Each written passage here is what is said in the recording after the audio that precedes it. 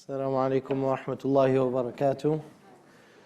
بسم الله الرحمن الرحيم. الحمد لله وكفى والصلاة والسلام على حبيبه المصطفى وعلى آله وصحبه ومن والاه سبحانك لا علم لنا إلا ما علمتنا إنك أنت العليم الحكيم. اللهم انشر علينا رحمتك وأنزل علينا حكمتك يا ذا الجلال والإكرام. So it gives us great pleasure and great honor to host all of you, our Hujjaj, on the Essentials of Hajj workshop. I'm a little bit jealous, but not that kind of jealous, because I was supposed to be going with you, but that's not happening. But inshallah, there's always next year. For somebody that I used to go to Saudi like at least twice a year. I have only performed Hajj twice. So I'm hoping to do more than that. But alhamdulillah, because of traveling there so often and doing the Umrah, there's a lot, inshallah, of practical advice that we can offer. So let's jump right in. The Umrah the Umrah until the next Umrah is kafaratun lima baynahuma. It is an expiation for what is between the two. And in addition, al-Hajj al-Mabrur laysa lahu jaza' illa al-Jannah. You're going to hear this every day that you're on Hajj. People are going to repeat it all the time because that is the motivator. That's what's bringing everybody, right? وَأَذِّن فِي النَّاسِ يَأْتُوكَ. Right? Ibrahim was given a call, and it was in a time in which it would be وَادٍ غَيْرِ ذِي زَرْعٍ. It was completely desolate, and he was wondering, how can I give a call for the Hajj? Who's going to hear that call? And according to one narration, عَلَيْكَ النِّدَاء, on you is the calling, and on us, وَعَلَيْنَا الْبَلَاغ. We'll make sure that everybody hears it. Don't worry about that. And look, here we are. Probably it could be between 2 and 3 million people that are performing the Hajj this year. And you'll be hearing that Al-Hajj, that the accepted, the righteous Hajj has no reward except for Jannah. Meaning that's what you get. That's the prize. So keep your eye on the prize, because there will be moments when your patience will be tested. And people think it will be a flight delay. They think it's going to be really hot. Those are the kind of tests and tribulations. One of the main tests in Hajj, and the most frustrating, is annoying people. I mean that, because a lot of the problems you'll experience in Hajj is caused by people. And many of us, we have patience when the bus breaks down. We're like, oh, what are you going to do? The bus broke down. But when somebody is like creating a problem, it's usually hard for us to be patient in those moments. And those are actually the moments when you need to have the most amount of patience. So just keep that in your mind. So when the situation comes in, you're aware of it. So in order to have the Hajj Mabrur, it should be free from any sin. Make sure you get all of the arkan. We'll get to that in a moment. Full obedience to Allah. There should be no hypocrisy, right? And sometimes this element can get into it because we're excited and we tell everybody we're going for Hajj. And so we want to make sure that there's no showmanship involved there, that it's sincere. And all of the arkan, the pillars and the obligatory acts are done according to the sunnah. Generally, it will be very hard for you to mess Hajj up. Some people are paranoid. Like, I want to do everything right. I want to get it. I want to dot the I and cross the T. But chances are you're going to get every single thing done correctly. However, people do make errors on the penalties. And when they do have to pay a penalty, either giving sadaqah or adam, then they start to think that their Hajj is deficient. The reason for the penalty is so that way your Hajj can be complete. So by definition, by paying the penalty, you have made it complete. So don't let it bother you. There are a lot of people, they go for a second or a third Hajj because they had to pay a penalty, they made a mistake, which is normal, it's a human thing. And there's this nagging voice in their mind like, oh no, it wasn't perfect. So the Hajj Mabrur is not the perfect Hajj, because perfection is a concept that's foreign to the human condition.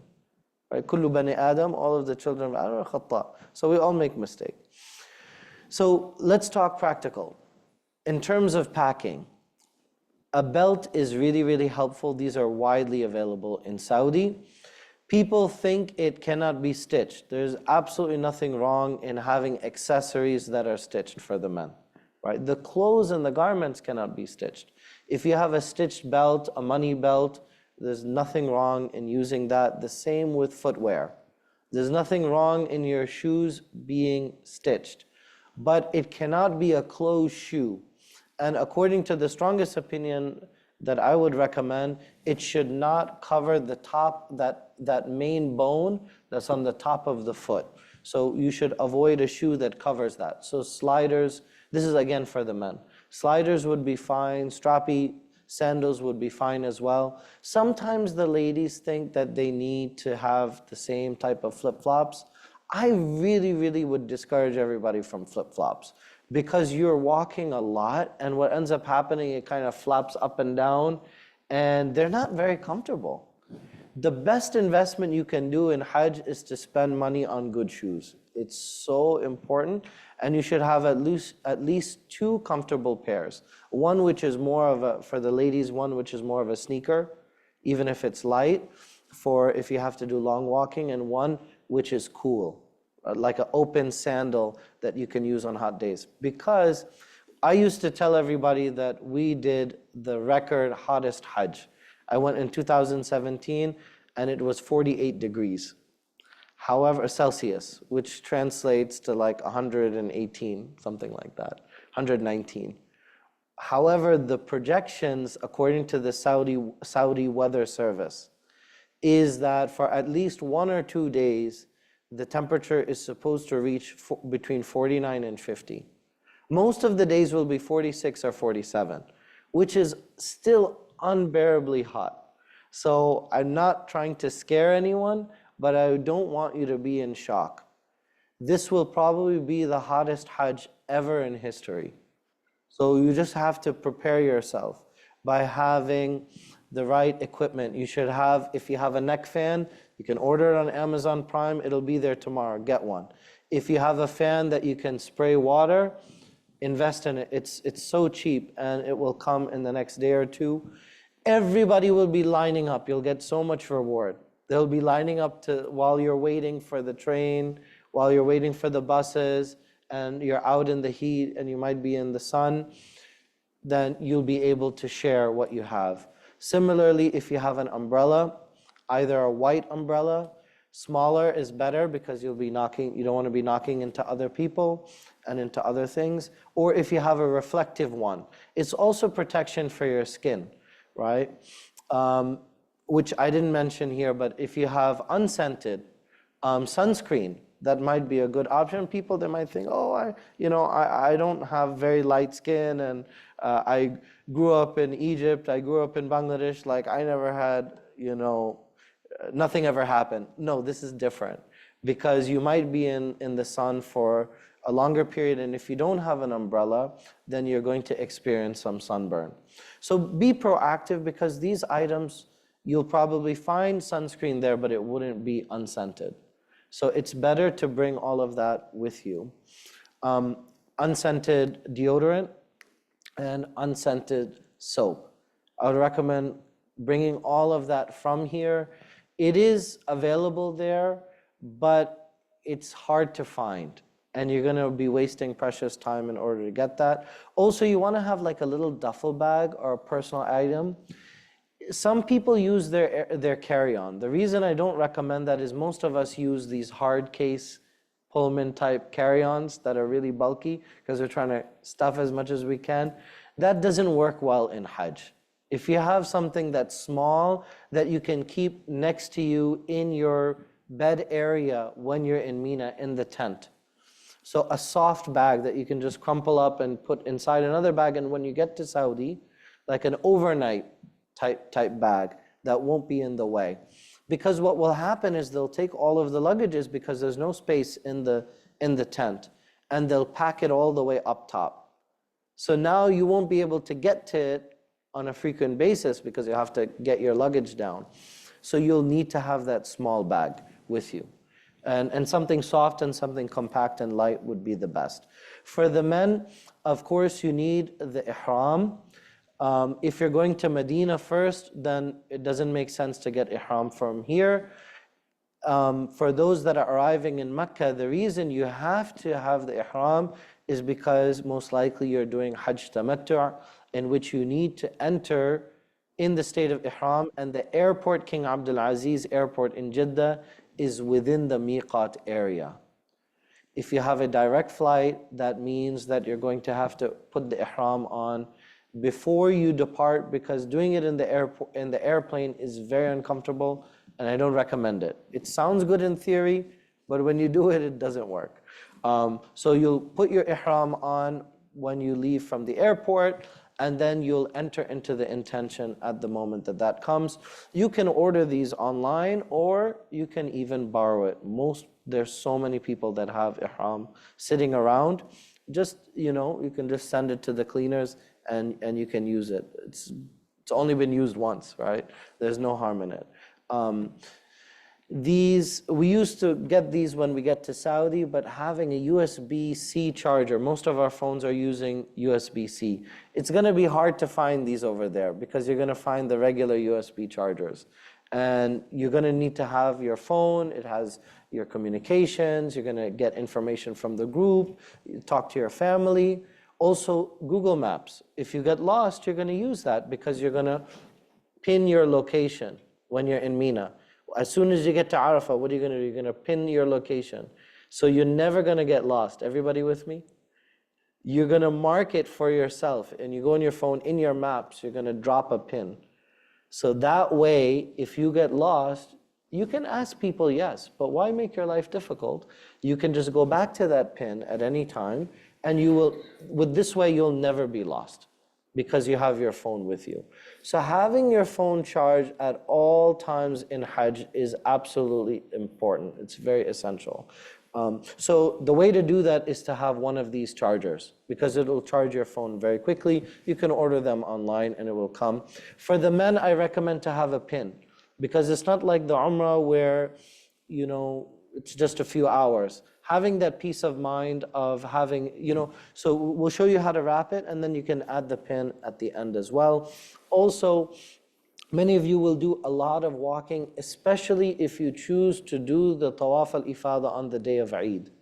That is going to involve a minimum of walking through the tunnel to get to the roads on the other side from the Jamarat.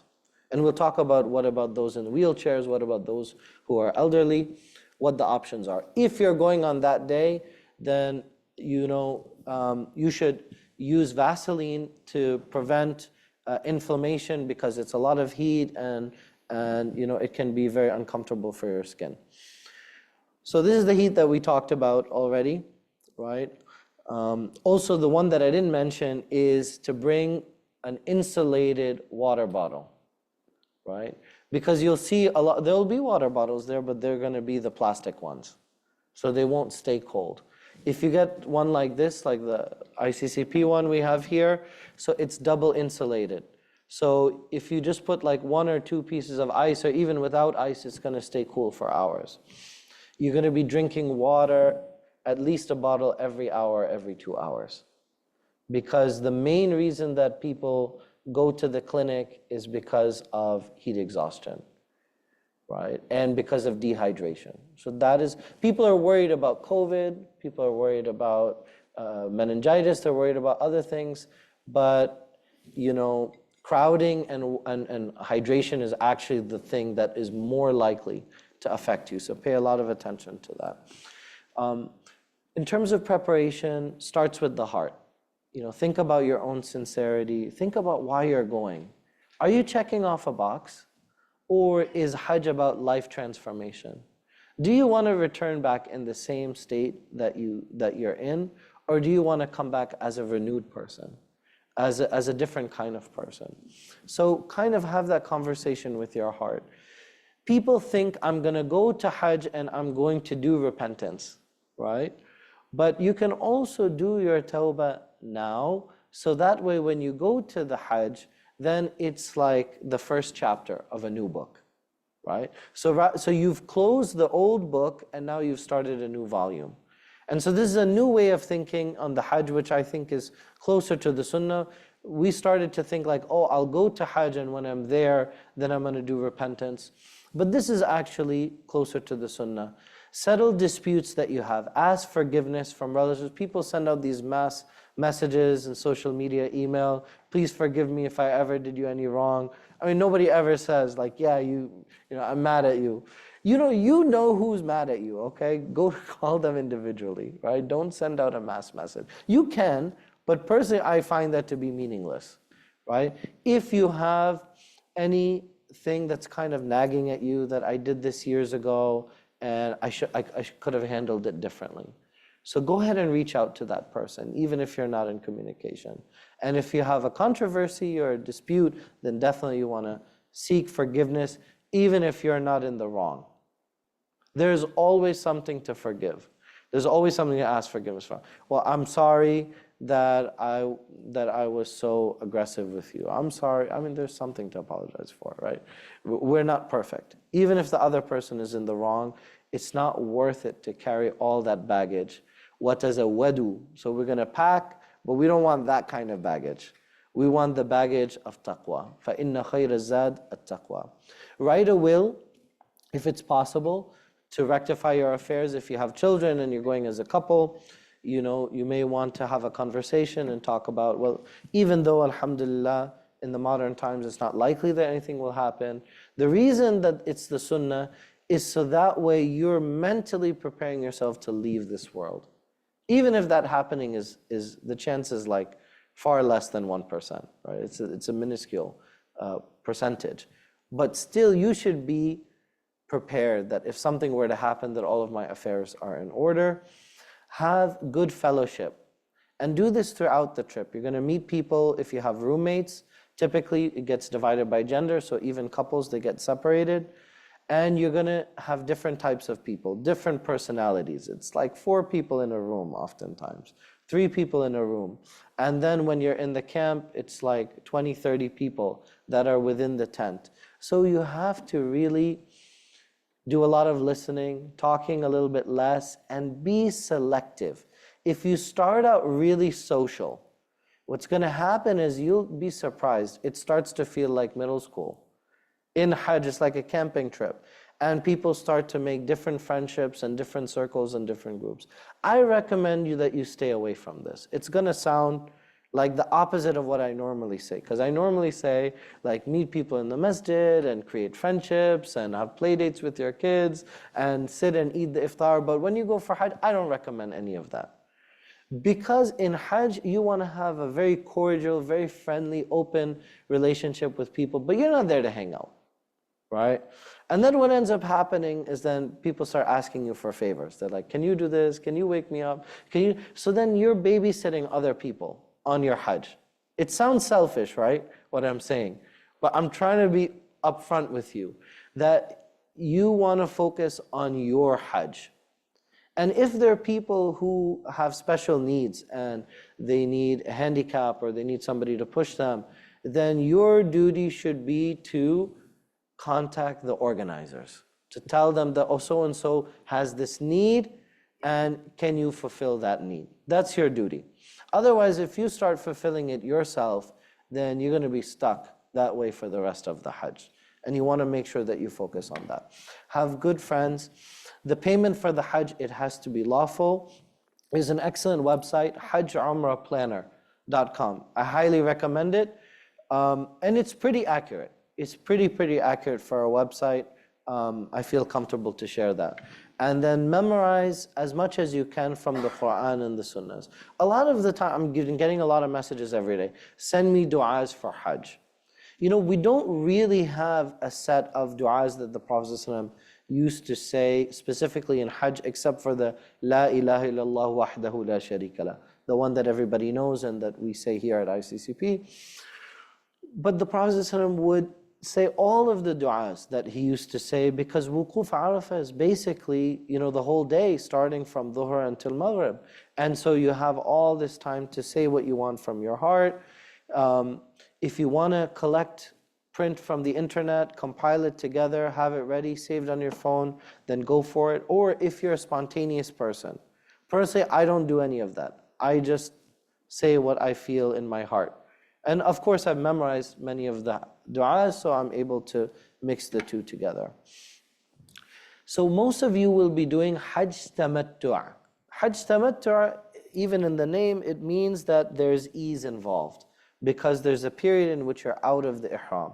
So you perform the Umrah during the months of Hajj, then you kind of take a break even though you're still at Hajj, and then you perform the Hajj starting from the 8th of Dhul Hijjah. You have to offer a sacrifice if you do this kind of Hajj. If there's anyone that's doing a different kind of Hajj, please tell me, but that's very rare if you're coming from America. The Prophet ﷺ, he ordered his companions to perform it this way, and according to most of the schools of fiqh, this is the preferred way to do it. Now, we're going to speak a little bit, especially about women that are going through their period. Very, very important, most important thing to remember is enter into ihram. Right? Even if you're in your period, you're going to enter into ihram. You are going to perform your Hajj, even though there are steps that will be missing. So you're going in all of the steps of Hajj, even if you have your period. Somebody say, but I didn't know that I could do Hajj while on your period. No, you cannot pray, you cannot do tawaf, but you can perform Hajj while you're on your period. There's no contradiction there.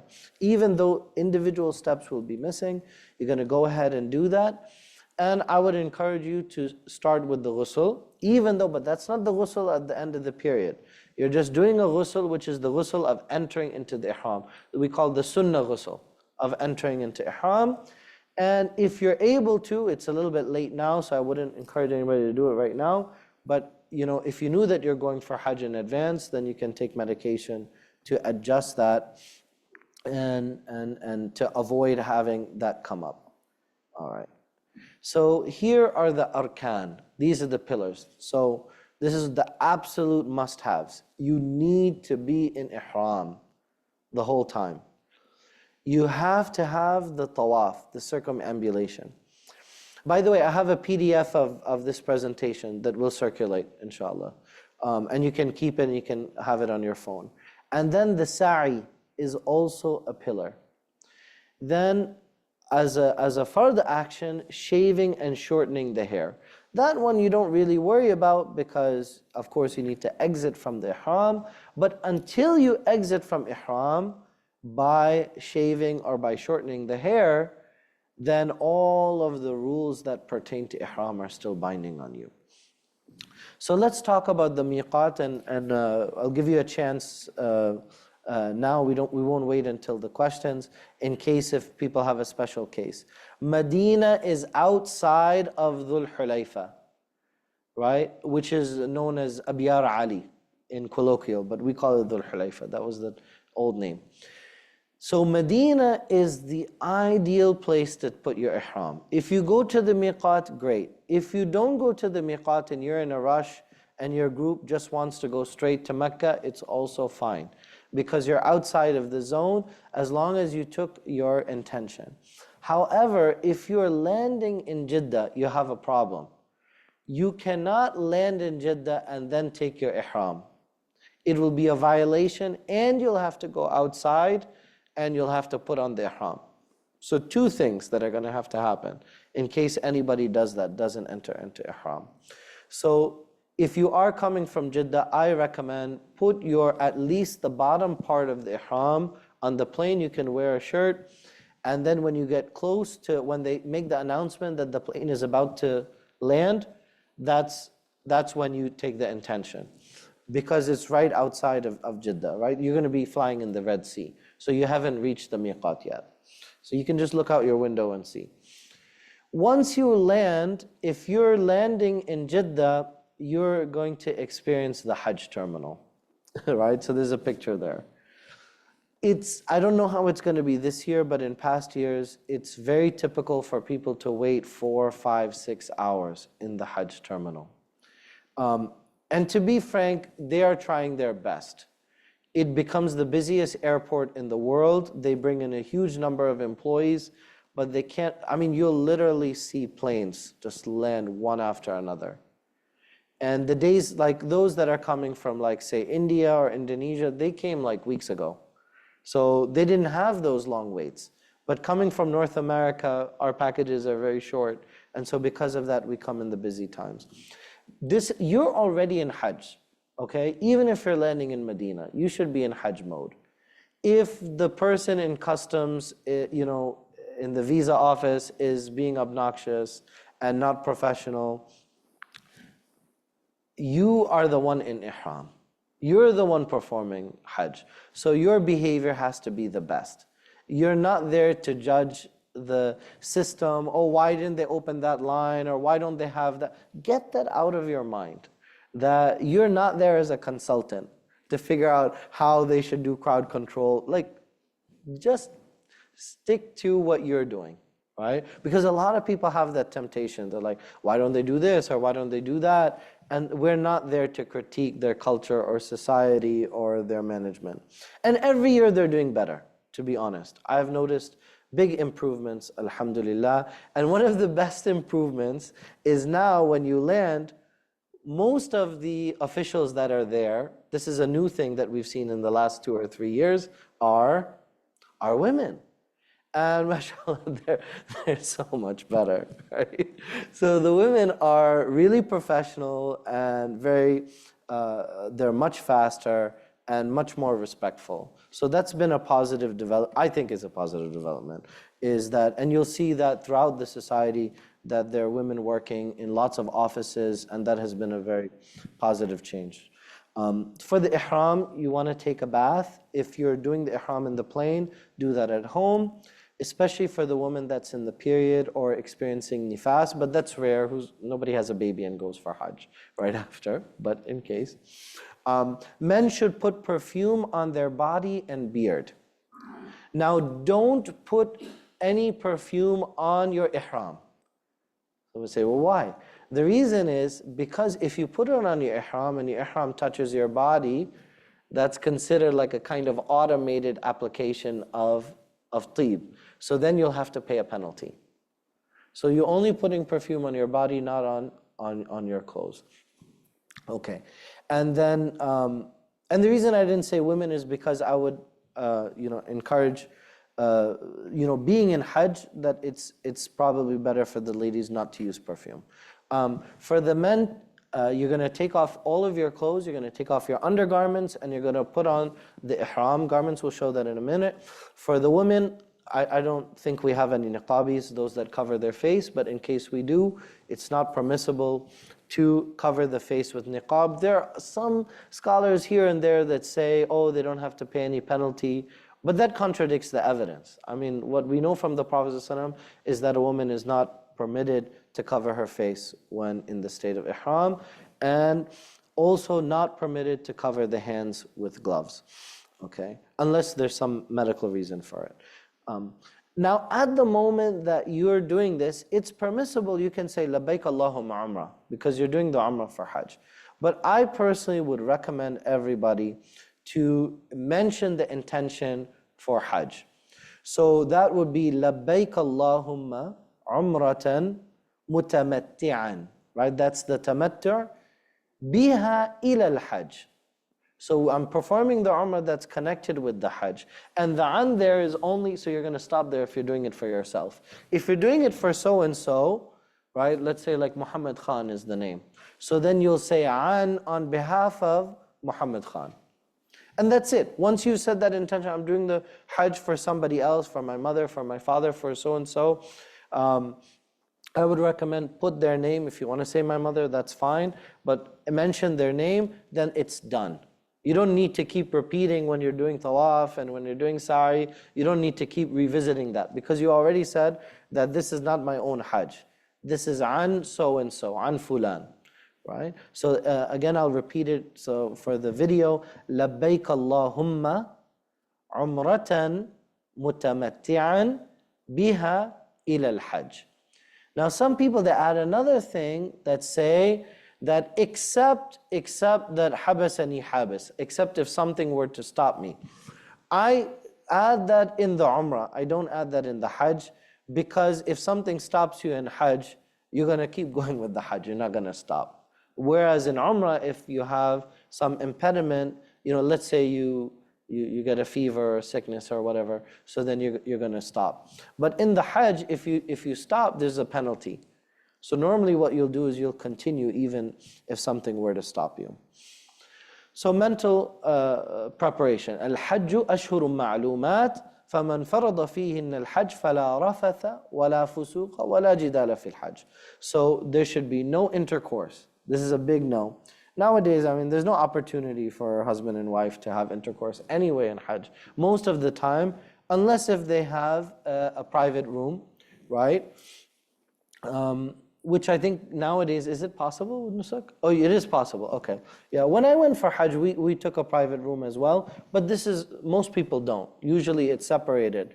But it's a very serious matter. There's a greater penalty for doing so. So let's avoid that. Misconduct and no arguments. Wala jidal. Anybody says anything to you, salaman salama, right? وَإِذَا خَاطَبَهُمُ الْجَاهِلُونَ قَالُوا سَلَامًا. Right? So prepare yourself now in these final days, in your interactions in home, right? Instead of, oh, why didn't you take out the trash? Why didn't you do this? We're going to go in a different mode. We're going to enter into our Hajj mode, where everything is okay. That, honey, can you please do this for me? That's the mode we're going to go in, right? Because it's hard, we can't flick that switch up and down, right? So if you start thinking that way and acting that way, then it's going to train you the same way that we do in the month of Ramadan, really, to enjoy that Hajj. Now, does it break your Hajj if you do get into an argument? It doesn't. But it will reduce the reward for the Hajj. Okay? Ask Allah for patience, don't be angry. Keep thinking, is Allah going to accept the Hajj, and ask Allah for help. We talked about period issues. You're going to enter in, you wait in Mecca until it's clear and you have a ghusl. If you're able to do so, then you do the Umrah, but many people are not able to do so, and the Hajj days begin. It's not a problem. You will perform a Hajj Qiran. Now, every group has an Imam. I'm not going to go into a lot of detail because you will need to consult based on your specific situation. But the Hajj Qiran is when you do Hajj and Umrah together, a combo. Okay? And that's what you do if you have a period issue. If you see any blood afterwards, right, then you go back and you complete the tawaf again. So sometimes you think that you're clear, but actually it wasn't, so now you know that the tawaf doesn't count. So you just complete the tawaf. You don't need to repeat the whole Umrah. You don't need to repeat the whole Hajj. You just repeat the tawaf. That's it. Okay, so this is all to say what I mentioned already about the shoes, that you can have slides, you can have strappy shoes, you can have sandals. For the women, I mentioned that you should have a very light, comfortable shoe that is closed, and you should have a second one which is good for very hot weather if you're out in the sun. For the men, you'll see a lot of people go for flip-flops. I don't recommend that. Some sliders can work very well, but the best one that I like are the strappy sandals that have like a very soft foamy bottom, that are very comfortable, and break the shoes in. Don't use brand new shoes. If you got them for the Hajj, start wearing them every day. So that way they become really comfortable. The ihram, as you know, it can't have any stitches. The accessories can have it, and men cannot have any hat. Okay, watches are okay, the bags are okay. All of these accessories, they can be stitched. So what you do for the men, you have the two parts, right? So you have the bottom one, and what you do is you take it to the belly button, to the navel. So it's a little bit higher than your waist, above your waist. And you take your left hand and you put it this way, then you take the right one and you put it over, right? But it's kind of high. It's the same way we do with lungi when we have a lungi day, right? But that's a little bit different because lungi, it's closed and it's stitched. So you have two sides. So here it's open, so you put the right over the left. Then what you do is, if you have a belt, I recommend using the belt. Then you put your belt exactly where your waist is located. So you're going to have additional fabric. With the additional fabric, you fold once, you fold twice. What's going to happen is when you fold the second time, it's creating tension, right? So now the tension of having folded twice is what's going to hold the ihram together. And this is how people use the ihram for hundreds of years without having safety pins and without having belts. It's very possible for it to be very, very secure if you do it the way that I just mentioned, because the fabric itself is going to create friction and tension that's going to hold it. Okay. Now be careful when you sit down, right? Because when you're in ihram, of course, right? So you're not going to sit back and, have your legs kicked out. But what you'll do is you can sit like this. But oftentimes you'll find that this is also a very comfortable way of sitting when you're in the ihram, right? Now for the top piece, only when you do ittiba, so when you have the right shoulder that's exposed, then you take, again, the right part of the fabric, and it's just kind of like a shawl, like a chadar, and you just throw it back. The reason for doing this is because you'll see people adjusting their ihram every second. What you need is for the extra fabric to kind of hang off of the body. So that way it's not falling every second. Because what people will do is they think it's like a towel. So they take a towel and they let it hang on both sides. That doesn't work. You're wrapping yourself with the ihram. And normally, that's for when you're doing tawaf, for the beginning of it, when you do only the first tawaf, the tawaf al-ziyarah. But for the rest of the time, what you're going to do is is this in the photo? Okay, it's not in the photo, but that's fine. This is easy. You have the left part over your right shoulder, then you take the right part and you wrap it around, and then it comes again over. And then you're going to find that it's really secure. Then you do the talbiyah. The talbiyah should be recited at the time of taking the intention. At least once, minimum. And you're going to say it the whole time until you reach the Kaaba. Labbaik Allahumma labbaik, labbaik la sharika laka labbaik, innal hamda wan ni'mata laka wal mulk la sharika lak. You're going to hear a lot of the Imams are going to say women shouldn't say it out loud. I don't agree with that, because the wife of the Prophet ﷺ, she said it out loud. So why do we think we know better? But what they mean by that is it's not a very high tone, right? So the men say it louder than the ladies, but the women can say it out loud. There's no problem in that. Why not? These are the things that are forbidden. Any seam garments for men, covering the head or the face if it clings, perfume, cutting hair, nails. You can't get married on Hajj for the single people. Sorry to disappoint. That's not happening. You cannot also do proposals. You'll be surprised. People will start matchmaking in Hajj because they're all in the camp and they're like, oh my God, I know the perfect person. I've seen it happen. I'm like, guys, just we'll be home in a couple of days. Like, you can do your magic, at the airport. Hunting, I don't think anyone plans on hunting, and intimate relations. But not only is sex prohibited, but anything that's related, right? That kind of leads up to it. We're all mature, we know how that works. So that's also... Okay, this is a great question that we need to handle. There is a difference of opinion this year. So people say, this year, why is there a difference of opinion this year, right? The reason is that if you had asked me in 2021, when they had a small window of people go for Hajj, I would have told you, and everybody would have said, it's excused because it's for medical reasons, there's an epidemic, and there's a risk of death or serious bodily injury, and so therefore it's excused, you don't have to pay the penalty. Because otherwise there's a penalty if you have it for more than 12 hours, and there's a smaller penalty if you have it for less than 12 hours, right? However, now, because ordinarily if people were wearing it because they didn't want to get a cold or didn't want to get the flu, it was not considered permissible. But with COVID, does COVID change it?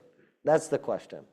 Is COVID this year rise to that level that it should have a penalty? I'll give you my recommendation. I'm not telling you that this is the right opinion, because there's too many opinions. I'm not the expert. My opinion is that you should walk with a mask with you at all times. And if you are in the camp in Mina or you're in the haram, you probably don't need to wear a mask.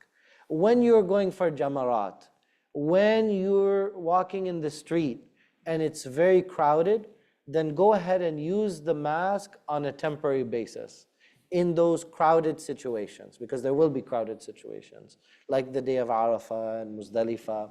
So if you should always have a mask with you, and then you can determine whether you want to use it that way or not. Because if you use a mask continuously, then it's going to fall in a different category. So I would recommend people against using the mask continuously, unless if the person is immunocompromised. If the person is immunocompromised, then they can have a fatwa that's based on their particular situation, which will not be a general ruling. Because there are some people that if they get COVID, it would be, a serious situation. They might not be able to travel back. They could get hospitalized. They might have some other underlying condition. But especially immunocompromised, I know there are other risk factors. In those individuals, they can go ahead and consult with an expert and take that rukhsa. They can take that exception. And there are other scholars that will say, no, even what you said about the temporary basis, there still needs to be a penalty. But it will be, even if there is a penalty, it's going to be the smaller penalty, which is the feeding of sadaqah. So you're just going to give the feeding for the poor. And then there are some people who say, well, I want to feed the poor anyway, so there's no harm in that. Inshallah, Allah is Rahman, He's very merciful. But I think that would be the best practice. Have it with you and use it anytime you think that it's necessary. Also take a bath, do the 2 rak'ahs. You can use the stitched material if it's not worn. For the ladies, you can wear anything, but I would recommend wear simple clothing. It does not have to be black. It does not have to be white. But if you wear some kind of simple garments, if it's like a single color, I think that is the closest to the sunnah, inshallah. Then you get to the tawaf, you can say, Allahumma inni uridu tawafa baytika al-haram, fayassirhu li wa taqabbalhu minni. These are in all of the dua books, you'll find that. And then you perform the tawaf, right? So this is Maqam Ibrahim, this is the Hijr Ismail, which is considered part of the Kaaba. This is the black stone, that's where you begin. Then you go to Rukn Yamani, okay? Now, because of the way the Hajj is organized, you should be more informed this year, because you don't know if you're going to get separated from the group. It's not like going with an American group where they're going to come hunt you down and find you. They might not. So you need to be well informed as to what everything is. This is the Rukn Shami, Rukn Iraqi, okay? And this is the direction of Zamzam, okay? And that goes towards Safa right after Zamzam. So as you know, it's sunnah to uncover the right shoulder for the men. If you're able to in the first 3 rounds, you're going to do it faster. You're not going to be able to. It's going to be so much crowd. And it's already, Brother Yasin was telling me, it's already 1 million people that are there. And I think every day it's increasing by like 100,000, something like that. All of the du'as are fine. Very important to say Rabbana Atina in between Rukn Yamani and the black stone. You can take a break in the tawaf. You can stop. You can drink water. You can even use the restroom, although we want to avoid that because it's very hard to use the restroom in Mecca. It's very easy in Medina, it's very hard in Mecca to use the bathroom. You can make wudu and you can continue it. If you're not sure how many you did, the Shafi'i opinion, which is the safer one, is you go with the lower number. Is it 3 or 4? So you go with 3. The Hanafi opinion is go with the one which you feel is more likely to be the case. But I think let's go with the lower number is safer. Okay, so here's the Kaaba. It has the gutter, and this is the Yemeni corner. Then we have the Multazim, the door of the Kaaba. We have the Hatim. This is the place of Jibreel. Then in Maqam Ibrahim, you're going to 2 rak'ahs, Surah Al-Kafirun and Surah Al-Ikhlas, and you recite وَاتَّخِذُوا مِن مَقَامِ إِبْرَاهِيمَ مُصَلَّى. Then you drink Zamzam. You won't be able to go down as we used to do in the 90s. You're just going to drink as much as you can. It's a sunnah to drink until you can't drink anymore, right? And if you need to use the restroom, it's not a problem when you go to Safa and Marwa because that's where they're located, right? So you should do it standing, you should do it facing the Qibla, and you should make as many du'as as you want, especially like du'as for yourself and your family, right? This is a good time to do so. Then you start,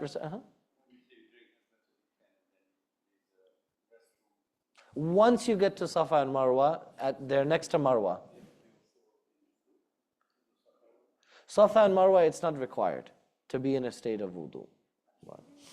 Then you recite, Inna Safa wal Marwata min sha'air. But I mean, because of drinking water, you might have to use the. That's what I meant.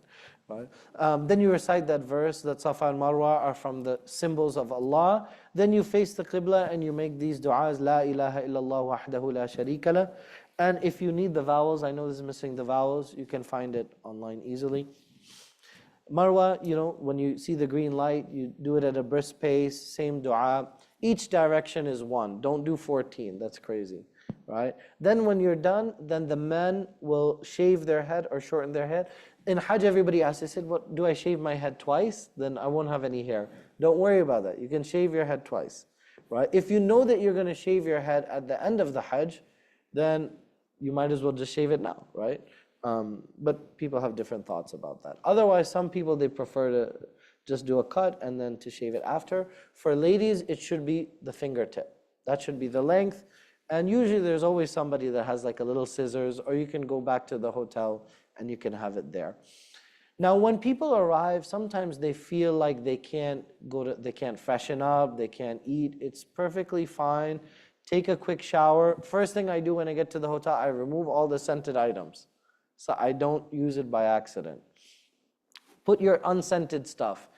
Take a quick shower so you feel fresh. If it's mealtime, go ahead and eat and then perform your Umrah comfortably. But don't, go to sleep and watch TV and go do other stuff, right? You need to perform your Umrah. Then you'll enjoy Mecca. This is the clock tower, right? So people are going to do shopping and whatever. It's fine. You can do it in these days because that's the whole point of Tamattu'. If you want to leave it for later when you're in Medina, that's even better. That would be preferred, but it's allowed. Now you're going to put on the ihram on the 8th of Dhul Hijjah again. You can do it anywhere that you are, right? Then on the 8th of Dhul Hijjah, you're going to stay and sleep in Mina.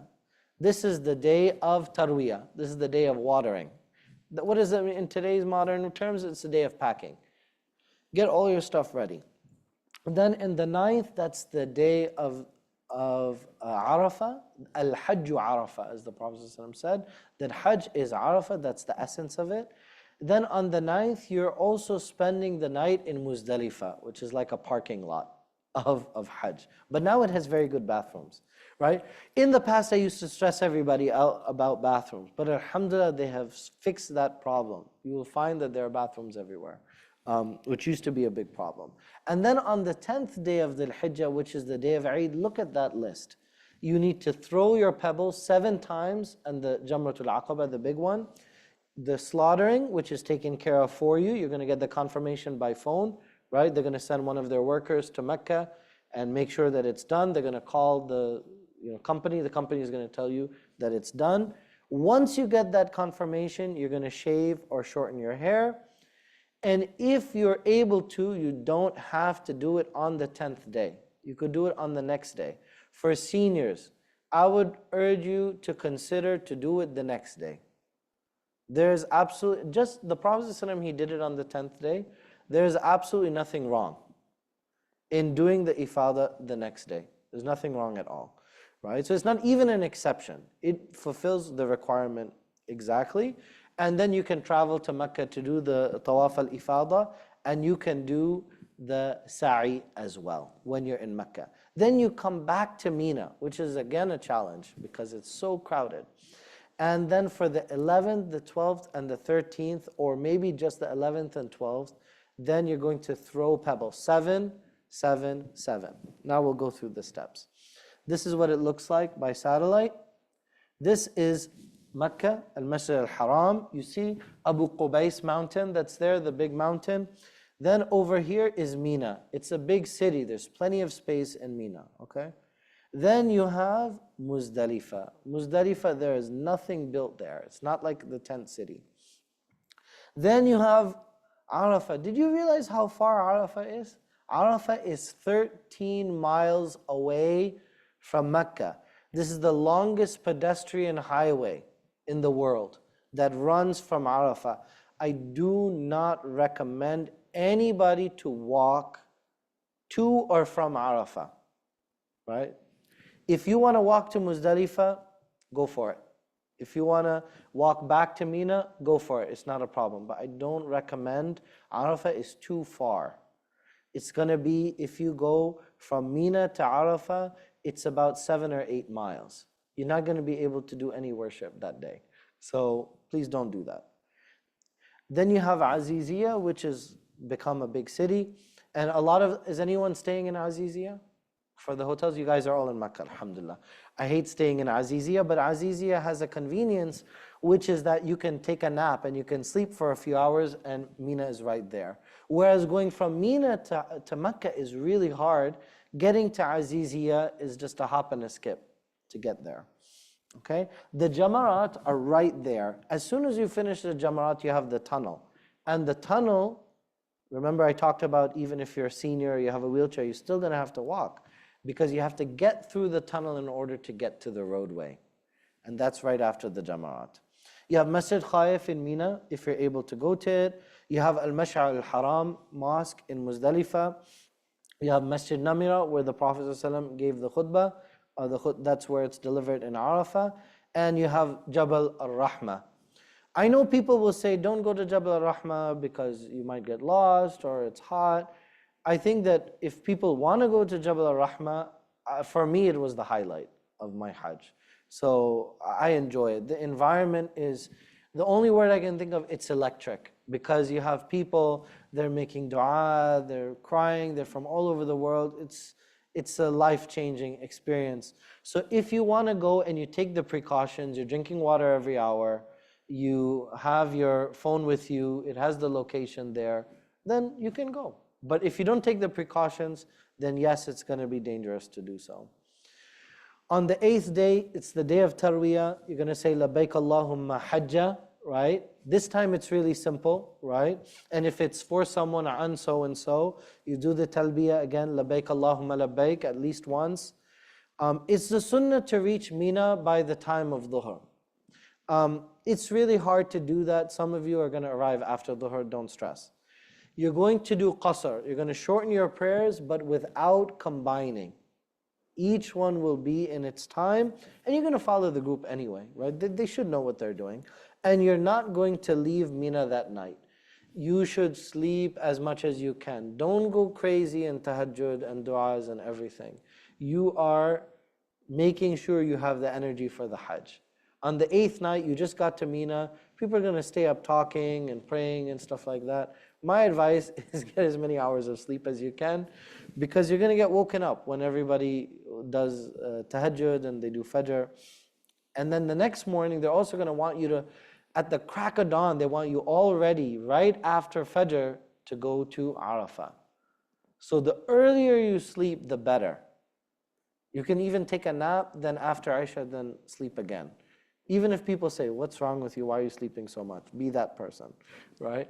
Then this is the city.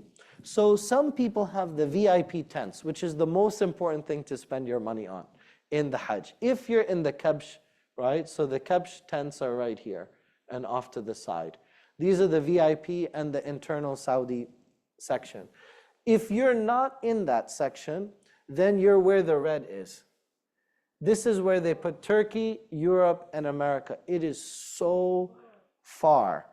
It is so far, it takes about 2 hours to get there with the crowds. If you're in the regular one. It is that big. I guess so. So how can we get the VIP? So if you're in the regular tent, so it's a little bit of a walk, but the other thing is, Mina is shaded. right? So it's like a city. It's less hot. This year they have a tunnel. I don't know if it's this year. They have a tunnel directly from Raisim directly to Jamarat. I didn't know that. No, and they have I- the bus from door to door. Okay. I heard about the bus. I never heard of a tunnel. To go to Jamarat, there's a tunnel under the mountain that takes you directly. I see. So it must be the other tunnel because they can come from this side. Otherwise, there's a mountain here. So it probably comes around. Under the mountain. Okay. So I don't know because I've never seen these, but that's good if you have that. But you know what, you're gonna end up following the group. So I'm just letting you know so you kind of know what you're dealing with. We didn't get to the train yet. The train is to go to Arafah. Uh-huh. He said you have to go take a train to go to, and when the others they have to go to do, right? Well, I think all of that is about Arafah. We're just talking about for the Jamarat. Yeah. So I'm just letting you know that these two camps are really, really far away. Okay. And then you see the train line, and the Jamarat is everyone has 3. Mina is 1, 2, 3. Arafah 1, 2, 3. Muzdalifah 1, 2, 3. So there are a total of 9 stops on this loop. At Masjid Khaif, Ibn Abbas said that 70 prophets they prayed in this masjid. You have time in Mina if you want to go, fine. I've never actually gone because I was always conserving my energy. But if you're able to go, it's wonderful. And then this is what the train looks like. It's a 2 to 3 hour wait to get into the train station. And the reason they did that, my sister was there the first year in 2016 when they opened it, and it was a disaster because there was like almost a stampede.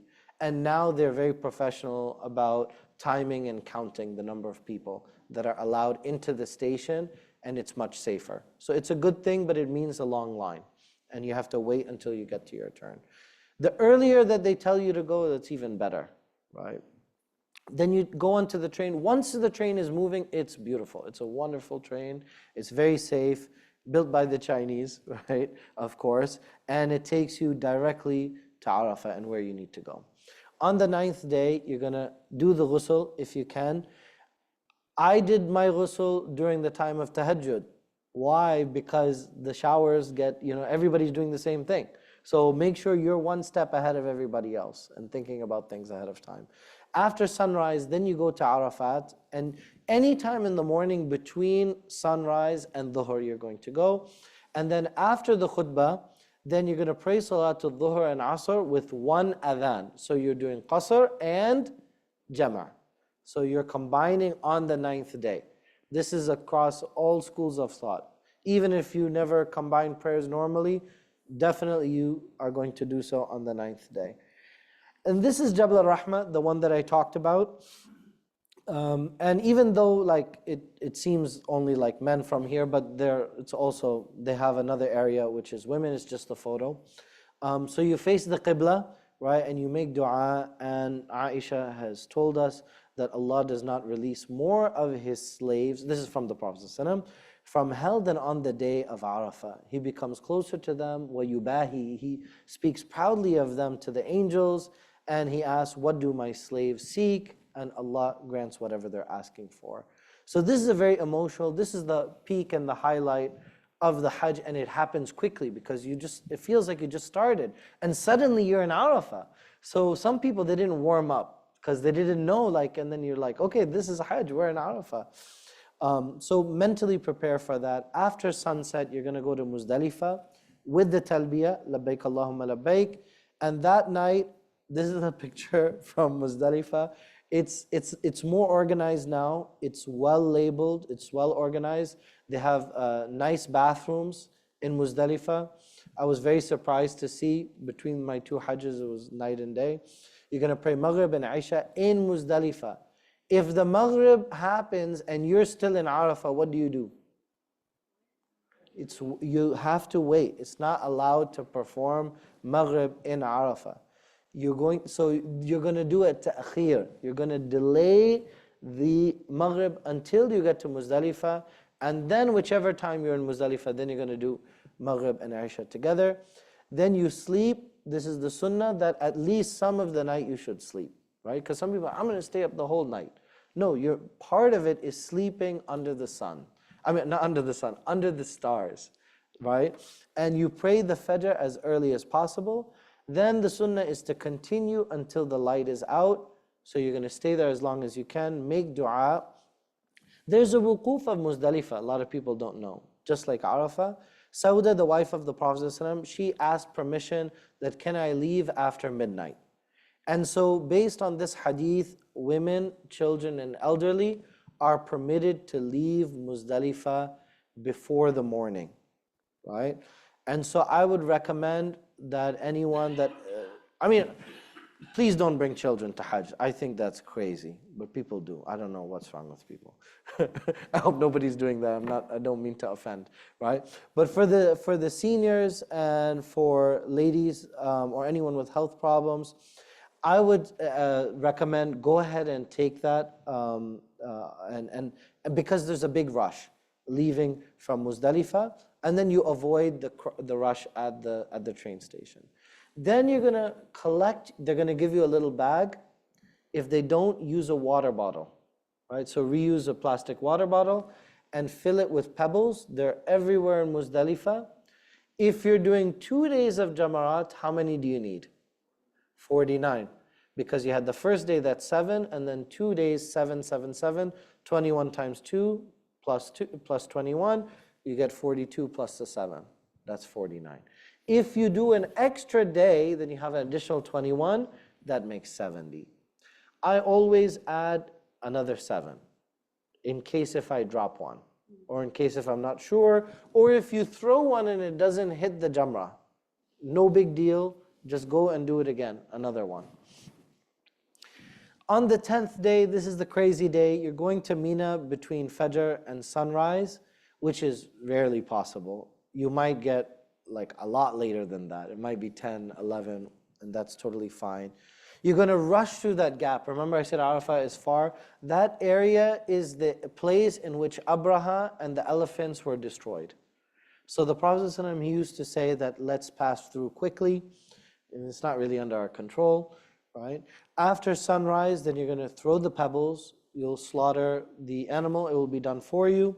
You're going to shave your hair. Once you get that confirmation, you'll do the tawaf of ifadah and sa'i. Now, this I think the people underestimate how exhausting the day of Eid is, especially doing ifadah.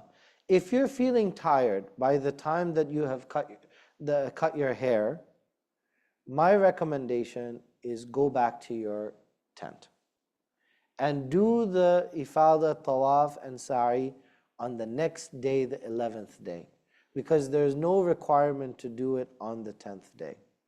I like to do it because that's what the Prophet ﷺ did, but it's totally unnecessary. You can do it on the 11th day and it's perfectly fine, and you'll see it dramatically easier to get. A lot of these groups, they're going to leave you in a mystery. They're going to say, we're going to try our best to get you transportation to Mecca. I have a very strong feeling that a lot of these groups are not going to provide you with anything because the highway is jammed, right? And so many of you will start the journey, you might go in a tunnel and you might get to the other side, and then you have a choice. Do you go into a private car, which it's Saudi, it's safe, right? Nobody's gonna hurt you, right? You can go in a private car and they will take you and you'll negotiate whatever the cost is, or you can walk all the way to Mecca, right? Or you can find somebody that has extra space and they'll take you. But I think it's better, especially for seniors, please try to go on the 11th day, not on the 10th day. Then you go to Jamratul Aqaba. It looks very dramatic from the photo. There are 6 levels. It is now extremely safe.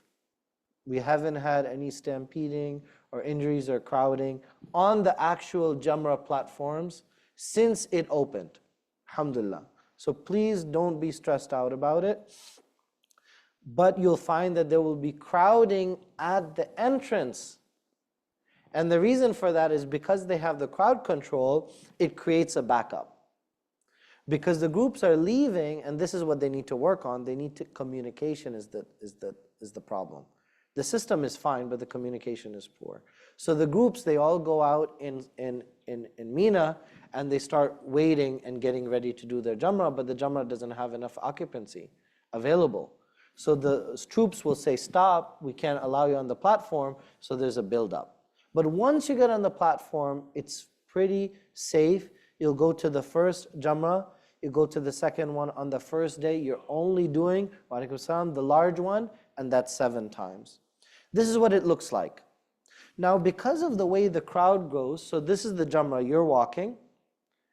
As soon as you get to the Jamrah, you get to it, all the crowding is at the front, because people are not that smart, right? So they don't realize it's elongated. Look how long it is. So all you have to do to avoid the crowd is you just stay your distance, right? So this is the Jamrah, so you're gonna make a wide circle, and then when you get to the other end, you're gonna find that nobody's there. You're gonna go, so you just throw all 7 easily with no crowd. Because everybody gets so, you'll see people, they'll be throwing their chappals, their chancleta, their everything. They're in a battle with shaitan, right? So, but that's not going to be you, because you're going to understand that this is an internal battle against shaitan, and you're doing something different. So you say Allahu Akbar with each one, and you can go when the crowd dies down. On Yawm al-Nahr, also you sacrifice, right? It's going to happen in Mecca. They're going to tell you by telephone. You shave your hair. And then this is the first tahallul, right? So 2 out of the 3 things. But still you cannot have any intimacy. And then once you have the tawaf al-ifada and all of that, then you have the second tahallul. But I don't think there's anybody who's like, oh my God, I need I need this before. Can't wait one more day, right? So in case the information is here, alhamdulillah. So then after that first one, then you do tawaf al-ifada that we talked about. This time for the men without ittiba. So you're going to be covered and without ramal. So you're not going to do it fast in the first 3. It's excused for a woman if she is in her period, but a woman in her period has to do tawaf al-qudum. The tawaf al-ziyara has to be done, because this is one of the arkan. This is one of the pillars. Then you do 2 rak'ahs behind Maqam Ibrahim. You perform the sa'i. People call it tawaf al-ifada, but tawaf al-ifada, it's plus sa'i. So that's also the sunnah. And then it's a complete lifting. So now, what kind of clothes are you wearing? You're wearing regular clothes, because you cut your hair, you shaved again. And so now for the remaining 2 to 3 days in Mina, you're just wearing regular clothes, yes? To do Umrah after Hajj? It's not recommended. It's not recommended. It's not the sunnah, and also it's not wise. It's very, very crowded. People are going to be doing additional tawaf, and physically it's very taxing. I'm not a believer in doing extra. The Hajj that you're doing is good. You don't need to do extra beyond that. Yeah. There's no rule that you cannot, but it's not the sunnah, right? I encourage people to do it if they're going for Umrah, but if you're going for Hajj, then I think this is not the best time to do an additional Umrah. But you can. Yeah. Then you go to Masjid at-Tan'im, we know it as Masjid Aisha, then you can put on the ihram from there, make the intention, labbaik Allahumma umrah, and then you perform the umrah. Now you have these days of tashriq, 3 days and 3 nights in Mina. Out of them, 2 are obligatory, right? فَمَنْ تَعَجَّلَ فِي يَوْمَيْنِ فَلَا إِثْمَ عَلَيْهِ. So it's fine, right? Then each day you're going to do all 3 jamarat after the zawal, after the midday, after dhuhr. And if you're able to, you put the jamra on your right side, because Mecca is to your left and facing you, so you're facing the qibla, if it's possible, and you make your dua. The way you're going to be able to do it is if you do what I said, where you do that maneuver where you pass it and come back. Then nobody's going to be pushing you. And make sure your shoes are secure. A lot of people lose their shoes in the jamarat. Casting at night is permissible. So I'm giving you the tips, right? So for seniors, for ladies, so in the past, Jamarat was very, very dangerous. And there was a lot of fatwa, if you go online, can women have somebody else do the Jamrah for them? So because it was dangerous, there were a lot of fatwas saying that women should have their husband or mahram, somebody else do it. However, because it's safe, that ruling, it should be kind of, I think, put to the side. Women, if they're physically able, they can do the Jamarat themselves, but they should do it at the less crowded times. This is the more sound ruling for today, for the waqi', for the situation, right? So they can do it, I like, right before Maghrib. You're going to find that it's very isolated, because it's better to do it before Maghrib, but it's allowed to do it even at night. But most people, they're in a rush to do it between Dhuhr and Asr. As soon as the Asr time comes, the crowd disappears, because people are in a rush to do it in those times. Again, because the Prophet ﷺ did it at that time, but it doesn't have to be at that particular time. On the 13th day or the 12th day if you're leaving, then you perform the farewell tawaf. Now, if someone is on their period, the Hajj is perfectly fine. The tawaf al-wida' is a sunnah. It's not a required part of the Hajj. You can skip it completely and the Hajj is sound. Okay? So these are the pillars: Ihram, Arafat, Tawaf al-Ifada, and Sa'i. So it's pretty hard to mess up. It's a very simple formula. And these are the obligatory actions: the Ihram from the Miqat, staying in Arafat until the night time, spending the night in Muzdalifah, spending the nights in Mina. Let's talk about this. Some of you have hotels in Mecca and in Aziziyah. A lot of people will be like, oh, I'm spending the night in my hotel room. Is it permissible? If you spend some of the night or most of the night in Mina, then yes, technically it is permissible. But to me, it doesn't make sense, because you came on Hajj to go for Hajj. What you can do is you can go to your hotel room and you can freshen up. You have your private bathroom. You can take a nice long hot steam shower. You have air conditioning. You can take a 2-hour nap. Why not? There's nothing wrong in that. But you should be based in Mina because you're on Hajj. So that would be my suggestion. But if you want to go to the hotel, there's no harm in that. You should cast the pebbles consecutively, shaving and shortening the hair, and the farewell tawaf. So this is the overview. It's very hard to read a book. People bring like a big Hajj book. You're not going to be reading the Hajj book when you're there. And this is the formula for Hajj Mabrur. We ask Allah subhanahu wa ta'ala that He gives you an accepted Hajj and that He grants you the reward of Al-Jannah. لَيْسَ لَهُ جَزَاءً إِلَّا الْجَنَّةِ. That's the end. I did not include Medina intentionally because there's no time. I would recommend to watch our Umrah video about Medina if anybody wants more details. I go into a lot of detail about all of the sites and all of the locations from the Seerah in Medina, and we have that on our YouTube channel, the ICCP channel. You can pull that up. So now it's time for questions. I know I'm expecting there'll be a lot, and we can also look into Zoom. We'll accept questions from there as well. Let's take the one inside. Yeah, is there one inside? Oh, okay. Okay, that one, the echoey one. No?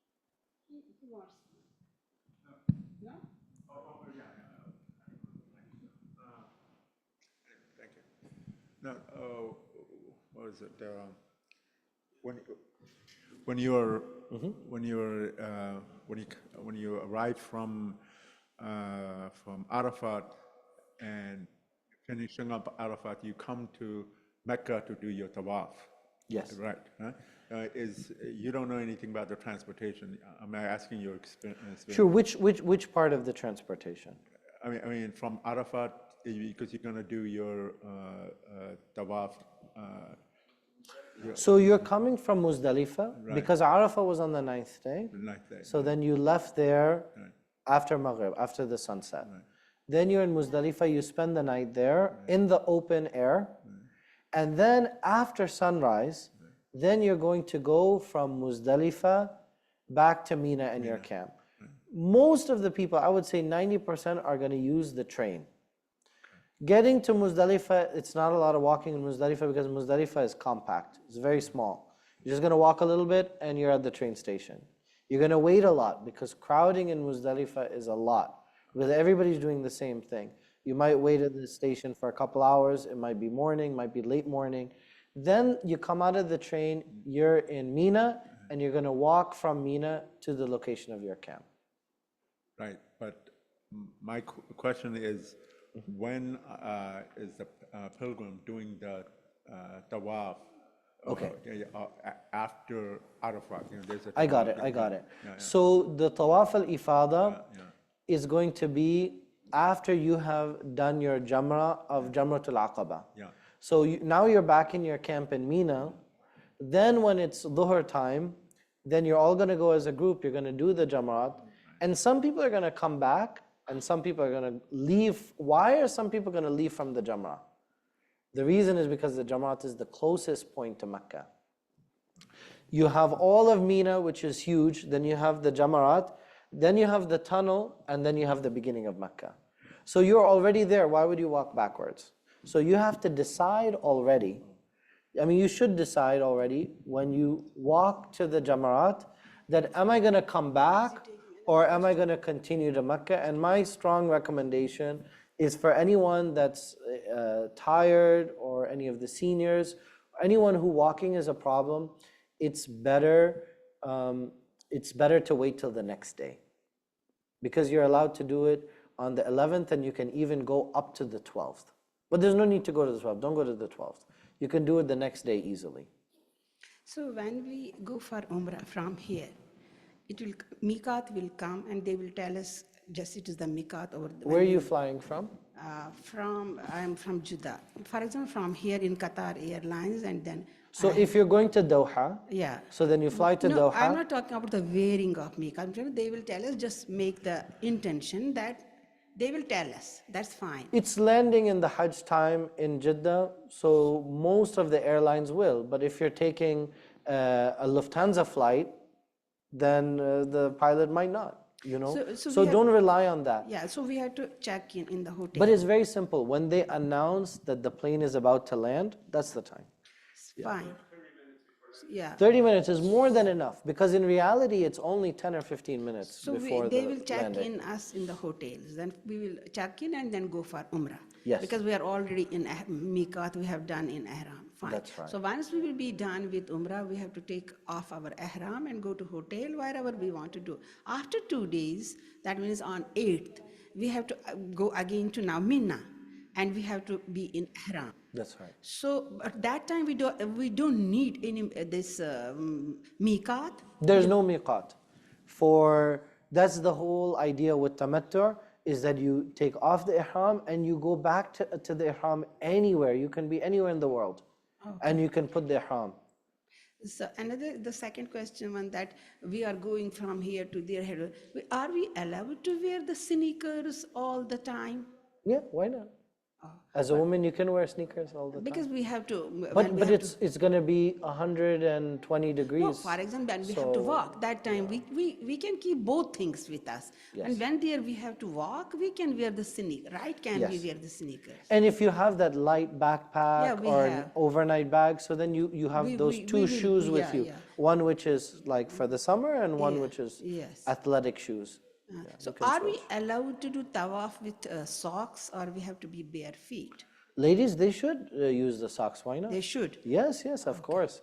They should use socks because it's a white marble and the impact is there. For the men, it's not permissible, right? And you also, because of the masjid, you're not allowed to wear shoes. When it comes to the sa'i, if you have some light sandal, flip-flops, a lot of people, they wear it in the sa'i. I mean, as a matter of the masjid, it's permissible as part of the Hajj and the Umrah, but some people prefer not to do it because they're inside of the masjid building. So about this, we can have this a towel or something, and we can wear under this our scarf to make ourselves cool. But what about, can men have a towel and keep on this a wet towel around the neck, besides their Around hair? their neck, yes, but not around, not over their head. Oh, not They over should there. not. They cannot Yeah. have a hat. On this neck. Yeah, the neck is not part of that. Yeah, because the neck is separate from the head, so Yeah. Thank you very much. yes, then you can. You mentioned that the ifada can be done the following day. That's right. But the following day, we have to throw jamaat for the three. All right, so we have to do it before or after, or? Anytime, because you have the whole window. But I would recommend you to, it might be better to do the Jamrat first. Okay, keep in mind everything there is based on temperature, and this Hajj is going to be all about the weather. Everything is global warming or something, So it would be crazy to do the Jamrat at night and to do the tawaf and the sa'i in the daytime, because you'll be under the sun. So the most practical thing would be to do the Jamrat in the daytime, then get to Makkah, so that way you're arriving Asr time, you're arriving Maghrib time, so you can perform your Umrah in the coolness of the evening. Because I think to do it in 48, 49 degrees weather, it's not a good option. It's too hot. Yes. May Allah make it easy. So we are here 6, and there should be 7 seniors. Yeah. So follow the group also, but the main things that I mentioned for the seniors, the ifada, I think everybody heard that. And then also for Muzdalifah, you might have to go with the group, because if you wanted to leave early before the sunrise, some of the groups like Dar es Salaam, they used to send. But with Muzdalifah, it's better to wait until sunrise. If crowding doesn't bother you, then wait till sunrise. But walking is the one to be careful about, because once you start walking, you have to keep walking. So just be intelligent about it. That if this is a 5-mile walk, if I know myself that I can only walk 1 mile, so don't start it. Once you start walking, you're in the middle of the walk. And then there won't be any highway and there won't be any vehicle to help you. There will be wheelchairs, right? So then and also they have, the Saudis, I think they have arranged like golf carts that will go run through the tunnel, but you're going to wait a very long time. Like to these get things, that. we have to wait. We can go directly. And once in 2002, I went for Hajj. So there it was very crowded for Jamarat. So there, the authorities. It was dangerous that time. Yeah, they announced, why don't you come after the Fajr? And because I have seen most of the Iranians, they were coming after Fajr. Yes. Or this. Is it permissible? This is the Shi'i position. But how could they do it when our Prophet ﷺ was doing after? I don't know. That's not the topic for today. But the authority, they announced. Yeah, but the sunnah is to do it after. We know this from the Prophet.